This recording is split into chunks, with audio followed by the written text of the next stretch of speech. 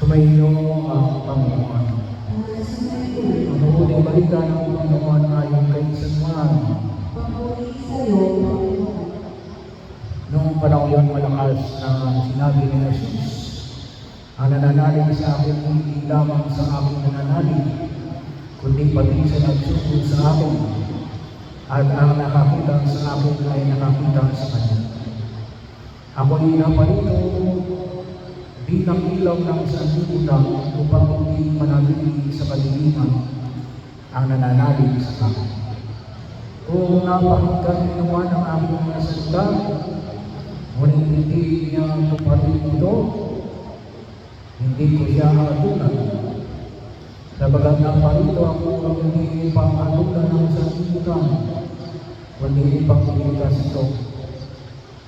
May hahatol sa sinang magdakil sa akin at hindi tumanggap sa aking mga salita.